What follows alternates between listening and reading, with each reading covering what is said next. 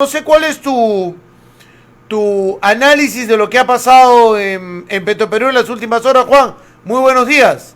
Muy buenos días, Fernando. Muy buenos días a todos los radioyentes de Radio Uno. Es un tema sumamente complejo. Lo que se ve en estos últimos meses es el efecto de algo que se ha mal construido por muchos años o se ha destruido por muchos años. Primero que a Petroperú se le ha reducido a una empresa que simplemente compra y vende combustibles. El Perú hace mucho tiempo ha dejado de ser productor de petróleo, ha dejado de ser refinador de petróleo para ser simplemente comprador y vendedor de combustible. Ahora, inclusive esa función de ser comprador y vendedor de petróleo ha sido mutilado ya desde la década del 90, toda la capacidad de suministro que tenía Petroperú.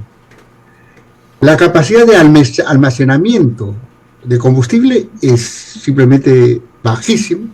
El país consume más de 250,000 barriles diarios, ¿verdad? O sea, necesitas una capacidad de almacenamiento sumamente importante para poder abastecer al país, y mucho más si es que el combustible lo estás comprando de afuera. En el 98 se concesionó los terminales del sur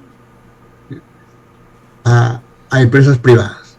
2014 se concesiona los terminales del Callao, terminales petroleros de Callao. 2018 se renuevan las concesiones que se dieron en el 98. O sea, rota la cadena de suministros, rota la posibilidad de poder abastecer y tener el almacenaje adecuado para poder abordar situaciones y momentos críticos, porque ahora el tema del combustible es un problema crítico no solamente en el país, es un problema internacional, pero los países se han planteado diversas estrategias para poder afrontar este tema sumamente crítico. Eso en primer lugar. En segundo lugar, tenemos el tema, y lo has dicho, no hay capital de trabajo, no hay para pagar al contado. Hace muchos años Petroperú no está pagando al contado las compras porque no tiene capital de trabajo. Simplemente lo que ahora es que ha develado esto, se perdió la línea de crédito y no hay plata para poder abordar. Se compraba todo al crédito. Bueno, la medida de los 4,000 millones puede ser una medida para poder afrontar la coyuntura. El tema es cómo Petroperú recupera su nivel de calificación y por lo tanto la accesibilidad al crédito. Ese es un tema que desde mi punto de vista no está abordado correctamente. Ya. ¿Qué es lo que nos falta? A ver, se han superado los niveles del tema de la auditoría, que no fue generado dentro de Petroperú. Los temas del retraso de la auditoría fue generado por Contraloría General de la República. Ellos son los que convocan a Contraloría. Y lo convocaron a fines de año, donde todas las empresas, los contadores lo saben, o cualquier empresario que te maneja una empresa mediana o grande, lo sabe. Y Petroperú es una empresa grande, donde solamente habían 4 empresas que podían asumir esa auditoría. A fines de año ya está comprometido. Nadie quería hacer la auditoría porque sus compromisos estaban totalmente hechos y por lo tanto una convocatoria simplemente se caía. ¿Por qué se esperó tanto tiempo para hacer la auditoría? ¿Por qué no se convocó en el momento oportuno? Si en julio del 2021 se solicitó de que se haga tal auditoría. ¿No era para quizás llegar a un escenario como la que se encontró? No lo sé. En todo caso lo pongo como supuesto. El asunto es de que la calificación no es mirar los estados contables, es simplemente hacer un cheque. No tiene auditoría, por lo tanto no es confiable. Por lo tanto, le bajamos el nivel y eso es el suficiente indicador para que el sistema crediticio no funcione. Claro, no Porque, tiene la línea de crédito, que es el principal golpe que recibió Petroperú en los últimos días. ya, entonces, simplemente lo que ahora se ha develado es de que Petroperú hace muchos años está trabajando simplemente con proveer bajo sistemas de crédito las adquisiciones de combustible. Oye, pero es como un grifo grande. Así es. Ahora, Compro de afuera, recibo y le distribuyo a los grifos chiquitos. eso es el rol. Porque ya desde la década del 90 se ha roto todo lo que implicaba y el esfuerzo que implicaba construir un país con soberanía energética. Se dejó de explorar, se dejó de producir. Mira, ¿cuánto de producción de petróleo tiene el país? Casi nada, casi nada.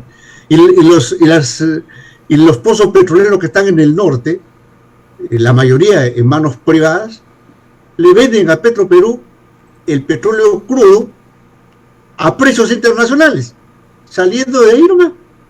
O sea, ese conjunto de irracionalidades se fue construyendo por muchos años. Entonces, no tenemos entonces una producción vertical, no producimos. Tenemos concesiones que es posible producir la 192, por ejemplo, que está totalmente enfriada. Hasta ahora no se resuelve el tema de la 192, que podría abastecer y solucionar en algo. Tenemos el lote 58, o sea, son varios lotes que ya han regresado y otros están a punto de regresar al país, pero sin embargo no hay una estrategia y una definición clara de cómo es que se genera la gestión de estos nuevos lotes. ¿Pasa a Petroperú o no lo pasa? Ya se indicó que la 192 pasa a Petroperú, pero hay muchos que dicen, no, tiene que ser con socio. La ley no expresa que sea obligatoriamente con socio de afuera. Pero eso es un tema de análisis diferente. Pero hay el otro tema. El país se ha embarcado en una refinería, la refinería de Talara, que en un inicio estuvo programado por 3.500 millones de dólares. Gobierno de Humala. Claro, ahora está el doble. 7.000. Ya está llegando a 7.000 millones de dólares el precio de esa refinería. Y aún no funciona pese a que se fue inaugurada. Ya. Una refinería, primero, totalmente pequeña, de una producción de 90.000 barriles diarios. El Perú demanda 250.000 barriles diarios en este momento. Ya. Y si nosotros pensamos en términos de proyección, la demanda obviamente va a ser superior, por más que exista fuentes alternativas de energía. De todas maneras, ese nivel de producción para un precio tan caro y un nivel de procesamiento tan pequeño, realmente, y tantos años, tener parado la posibilidad de refinar es realmente dramático. Ese es el otro punto de análisis que... ¿Y cuánto provee la Pampilla, que es privada, Repsol? Como Repsol, ellos en este momento controlan el mercado. No tengo el dato exacto de la producción de la Pampilla, pero son los que han ingresado a controlar el mercado nacional. Más del 50% de esos 250.000 barriles que necesita el país. Más del 50%. Ya. Ese es el otro factor que es importante. Si Petroperú no recupera su participación en el mercado, los precios lo determina la empresa que está liderando y el que tiene mayor posibilidad de oferta. Y asfixia el otro. Ya, entonces el Petroperú ha bajado en estos últimos meses su participación en el mercado. O sea, ya a nivel de diésel ya está al 30%, a nivel de gasolina 20%, a nivel de GLP 8%. Entonces inyectas dinero, pero sin embargo los que te determinan el nivel de precio por su rol y papel de mercado es como el Repsol. En todo caso, ese es el otro tema. O sea, si no, el indicador clave en una gestión para Petroperú y que cumpla su rol dentro de la sociedad peruana es cuál es el nivel de participación y cómo es que marca el precio dentro de la economía nacional. O en todo caso, el marcador es otro. Entonces, ese es el otro punto que también que es importante abordarlo. Entonces, ahí hay múltiples situaciones. Ya, ahora, pero Campodónico dice que él renuncia en la búsqueda de un consenso. ¿A qué cree que se refiere? ¿Hay pugnas internas o es la búsqueda de una reorganización que algunos apuntan? Desde mi punto de vista, ha habido incapacidad de la gestión. ¿Ya? ¿De él? De él. ¿Ya? Porque no puedes perder la participación en el mercado. Se dejó con un muy buen nivel. No puedes. Los indicadores económicos o los indicadores de gestión, mejor dicho, no se miden por el discurso, se miden por las cifras concretas. ¿Cuál es el nivel de participación del mercado? ¿Se recuperó o no se recuperó o se cayó esa participación? Primer dato que tendría que explicarse. Y si fue exitoso o no exitoso la gestión de Campodónico. Segundo dato. ¿Cuál es la relación de los precios internacionales en relación a los precios nacionales? El rol de Petroperú es influir positivamente para la sociedad en los precios. Entonces, esa influencia se dio. Mire, te pongo un dato. En enero estuvo a $114 por barril en el mercado internacional. El petróleo en el mercado nacional, la gasolina, el 95, que la mayoría consumimos, estuvo a 17.5. Ahora está a 92 o 93 dólares el barril, mucho menos de lo que estuvo en enero. Ya. Sin embargo, el combustible cuesta mucho más. Sí, está por encima de los 20. Entonces, ¿qué es lo que pasa? Alguien está determinando el precio. ¿Es Petroperú? ¿O son las empresas que tienen mayor participación en el mercado? Obviamente las que tienen mayor participación en el mercado. ¿O hay un acuerdo? La capacidad. ¿No hay concertación de precios? El que, al final de cuentas, el que determina el valor en el mercado es el grifero. La empresa líder, la que te está planteando te está planteando su nivel de cuál es su oferta y cómo va a abordar el mercado. O sea, son pocos ofertantes. Pocos ofertantes, una concertación de precios podría ser una variable, pero no es así. Es un tema de cuál es el nivel de participación y es el que te pone los precios. Entonces, imposibilitar, bajarle la participación en el mercado, meterle los problemas que han habido, todo eso tiene un objeto concreto. Simplemente que el Estado o el país esté supeditado a las determinaciones de otra empresa. En esta situación concreta en nuestro país, obviamente, Repsol. A esa altura, con año y medio casi de gestión del presidente de la República, nadie ha tenido la capacidad de explicarle al presidente este problema desde Petroperú, Energía y Minas y Economía, al presidente de lo que hay que hacer con Petroperú, porque si va a ser un forado de plata y dinero y no se va a posesionar en el mercado, ¿de qué no vale tener esta empresa que está favoreciendo básicamente al privado? Cuando lo que tú tienes que tener es una empresa empoderada, fuerte, con participación importante en el mercado, incluso reguladora dentro del mercado para realizar el trabajo en favor de los peruanos, pero que también sea una empresa sólida, que además procese el propio petróleo escaso que tenemos, pero tenemos en nuestro país. Porque a año y medio casi el gobierno no entiende qué es lo que está pasando con Petroperú y lo importante que es una empresa estratégica dentro de la economía de nuestro país? Bueno, esa respuesta lo tendrá que dar el propio presidente o los que están asumiendo la cartera de Energía y Minas. Sí, pero ¿tú estás dentro del monstruo o no? Estamos capaz igual que usted. Estamos como podríamos decir, en el entorno, pero no adentro. Ya. Bueno, pero sí, se sabe, o sea, no hay, digamos, a ese país le falta mucho de políticas en ciertos temas. ¿no? Hace un momento hemos hablado acá en la radio, decía la señora Portalatino, y es más de lo mismo si no tenemos políticas públicas en salud. Si no tenemos un norte claro, ¿qué queremos con la salud en el país? Si no reformamos, si nos damos cuenta lo que la pandemia nos ha revelado de todas las falencias, deficiencias, mercantilismo y todo lo que ha existido, y no vamos al meollo del asunto. En el tema energético pasa lo mismo. Exacto. Y lo que tú dices es totalmente medular. Si no tenemos el norte, no tenemos qué construir, no gestionamos absolutamente nada. Gestionamos nuestras miserias.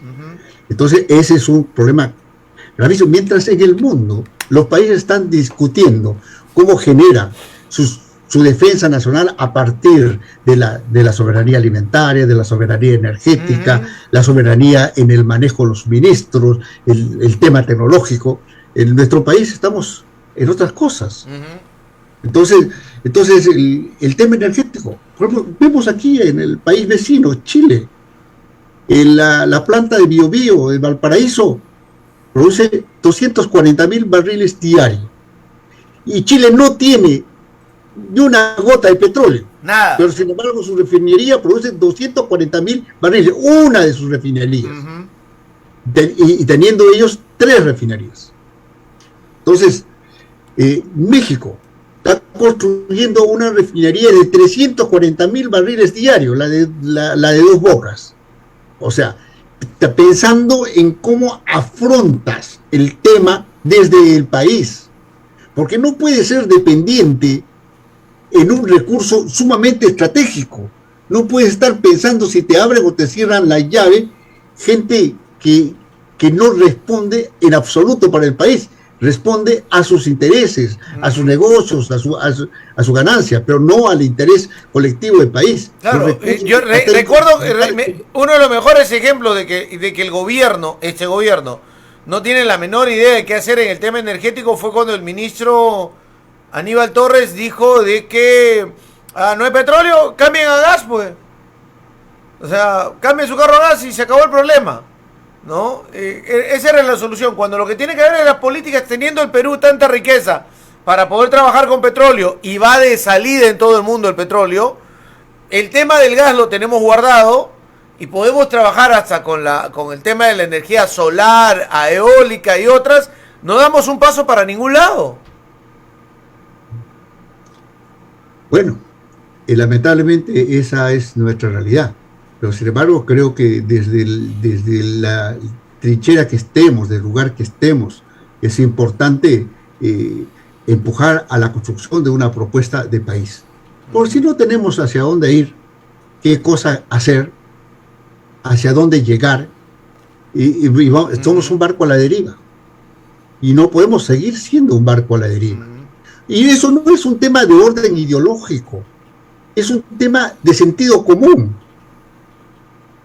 Tenemos que tener puertos de llegada, hacia dónde llegar, qué construimos, y que para eso es importante la energía, es estratégico la energía, entonces tenemos que tener la soberanía energética indicada. Todos los países del mundo se fijan en este tema de la soberanía energética. Sí, pero yo creo que sí tiene que ver con un tema ideológico, porque lamentablemente en nuestro país la derecha, en vez de ser una derecha que también tenga ribete de nacionalismo, es una derecha privatizadora de todo y negociante de todo, en vez de fortalecer también un Estado, hacer el tema nacionalista. Y el tema de la izquierda que actualmente gobierna, que debería ser más nacionalista y al servicio de los sectores más empobrecidos, no tiene ni idea de qué hacer. Cuando yo te digo que va más allá del concepto ideológico, es que tengamos que pensar, bueno, dentro del margen de diversidad de pensamientos, ¿qué construimos? Claro, te pongo el ejemplo de Chile, tú hablas de Chile con sus refinerías, Chile con Codelco nada más. Así es. O sea, han pasado gobiernos de la dictadura, la izquierda, la democracia cristiana, la derecha, la extrema izquierda hoy, y sigue ahí la empresa al servicio de los chilenos, la empresa de cobre. Claro, o sea, y superando las divergencias y los puntos de vista que puedan haber, es definir cuál es lo estratégico, cuál es lo fundamental. ¿ya? Y con eso vamos adelante. El tema es que hemos tenido aquí una derecha mercantilista, una derecha, muchos dicen liberal, neoliberal, yo ni siquiera les encuentro ese sentido, es totalmente mercantilista. O sea, y eso realmente destruye toda posibilidad de construcción de país. Entonces, creo que esos puntos son fundamentales. Ahora, el tema de cómo entiende sociedad y el recurso estratégico como el petróleo, los grandes problemas que hay ahora en la Amazonía. Tenemos una huelga de 50 comunidades que están bloqueando las vías y que no se absorbe y no hay una estrategia de solución frente al tema. Claro, ellos ven que por ahí pasa la riqueza, aunque sea el tubo, pero vacío, pero ahí está. Ahí se genera un conjunto de derrames y hay que decir que eso sí es sabotaje, y sabotaje sumamente interesado. En el periodo anterior de Congreso, no fue en el 2017-18, hubo un informe de Congreso de la República, no en mi periodo, mucho después, sobre el tema de los derrames. Y los derrames, según ese informe, son hechos por las mismas empresas que hacen la supuesta remediación. O sea, se generan la chamba, destruyendo un patrimonio y complicando el tema ambiental en esta zona y generando conflictos con las comunidades. Pero se genera de mala forma esa chamba, saboteando, haciendo los cortes. Y haciendo los cortes en los lugares precisos. Se supone que hay información de adentro para definir qué son los lugares precisos. No es un tubo pequeño que con una hacha o con un serrucho lo vas a hacer, es un tubo sumamente... Tienes que atentar contra él. Claro, así es. Entonces eso se hace con instrumentos y sumamente fuertes, ¿no? Y eso lo hacen las empresas. Y para cerrar, Juan, ¿tú crees que este gobierno tenga la capacidad de cambiar las cosas? ¿A dónde va Petroperú? Yo creo que siempre hay la posibilidad de redireccionar. Creo que hay que hacerle ver al presidente de que se está cayendo en muchos errores y mucho cuidado con ese decreto de urgencia emitido ahora último que tiene su trampa. Te doy los 4.000 millones, pero sin embargo activo la 2130, ¿ya? Lo que corresponde en el artículo 3, que es la venta de las acciones. Y ahí dice hay que privatizar al 49% el Petroperú. Ya. O sea, te doy la plata, pero sin embargo te pongo esto. Te pongo un mecanismo para poder privatizar Petroperú. Y, o sea, simplemente dejarnos sin ningún tipo de herramienta. Sé que está funcionando mal, sé que hay problemas, sé que tiene muchas limitantes, pero limitantes construidas a espaldas del país. Entonces hay que replantearnos y rediseñar Petroperú, sí hay que hacerlo. Pero imagínate, la privatización de Petroperú y sin dejar en absolutamente nada. Ya se privatizó la Pampilla, solucionó algo en términos energéticos, absolutamente nada. Se empoderó a Repsol con esa venta. Entonces se regaló la Pampilla, habría que decir. Claro. Y ahora querer privatizar los 49%, dando este decreto de urgencia, activando el artículo 3 de la 3130, es sumamente peligroso. Porque el privado, bueno, tiene su lógica, pero tiene que ganar. Y entonces ellos están pensando en su margen de ganancia. Y entonces la empresa es pensar cómo ellos pueden ganar plata. No es la rentabilidad social, no es mantener el precio para construir país, no, cómo ganamos plata. Y lamentablemente en nuestra patria ha habido toda una experiencia de podríamos decir, de destruir perspectivas. La educación se precarizó para que funcione la educación privada. La salud se precarizó primero, se hizo todo un caos donde el ciudadano tiene que estar obligado a hacer sus consultas en una clínica privada. O sea, las precarizaciones también tienen un objeto. Y la actitud política a esa precarización hace juego a ese objeto. El negocio por otro lado. Así de simple. Ya, pero es que estamos en un gobierno diferente. Y el manejo de la empresa en un año debió haber sido diferente, ¿no? O sea, yo no hablo que no le pongas plata, que no le pongas dinero, pero que no busques su privatización. Busca en tener políticas, ¿no?, energéticas en nuestro país. Potencio mi Petroperú. Pienso en el tema de abastecimiento de gas.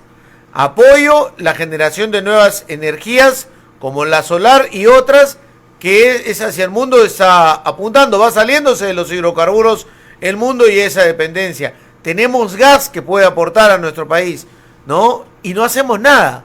No tomamos una decisión de cuál es el plan de desarrollo de políticas públicas. Muchos se infartan porque el Estado le mete 4.000 millones de soles a Petroperú. Es un mundo de plata, es muchísimo dinero. Puede ser más, pero si tienes claro hacia dónde vas, si tienes claro para qué lo haces, no para parchar deudas. Claro. Yo creo que los momentos críticos deben permitir pensar, razonar cómo es que haces las correcciones en su debido momento. Y creo que estamos en el momento. Esto debe ser la oportunidad para empujar, para que el gobierno afronte un tema que es sumamente estratégico, sumamente fundamental, y que no esté totalmente arrinconado por el tema de las denuncias, solamente eso. No, tiene que pensar en la gestión de país. Eso es lo fundamental, para eso lo hemos elegido. Juan, muchas gracias por acompañarnos el día de hoy. Muchísimas gracias. Juan Pari Choquecota, ex parlamentario de la República, nos acompañaba el día de hoy aquí en Radio 1.